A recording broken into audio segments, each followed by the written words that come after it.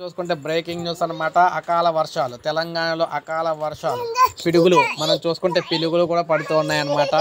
అకాల వర్షాలకు పిడుగులు కూడా పడుతూ అకస్మాత్తుగా వర్షాలతో పిడుగులు పడుతున్న దృశ్యం మనకి ఎండలు ఎండిపోతున్న వేళ మండిపోతున్న వేళ తెలంగాణలో పలు జిల్లాల్లో అకాల వర్షం కురుస్తోంది.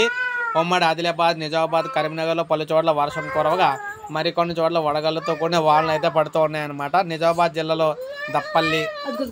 దర్పల్లి, ఇందల్వాలి మండలాల్లో వర్షం కురిసింది. దర్పల్లిలోని వాడి గ్రామంలో వడగళ్ల వానకు వరిధాన్యం నేలకు వారింది. అయితే మెదక్ పట్టణంలోని జంబి కుంట వీధిలో ఓ ఇంటిపై పిడుగు పడింది. దీంతో సిద్ధయ్య అనే వ్యక్తి ఇంట్లో సామాగ్రి ధ్వంసమైందనమాట. అయితే ఆ సమయంలో మనుషులు ఎవరూ కూడా ఇంట్లో లేకపోవడంతో ప్రాణాపాయం తప్పింది. కరీంనగర్లోని చొప్పదండి మార్కెట్లో మొక్కజొన్న తడిసిపోయింది. మెదక్ అదేవిధంగా పాపన్నపేట మండలాల్లో ఈదురుగాలు, ఉరుములు, మెరుపులతో కూడిన వర్షాలు అయితే కురిసి మామిడికాయలు నేలరాలాయి.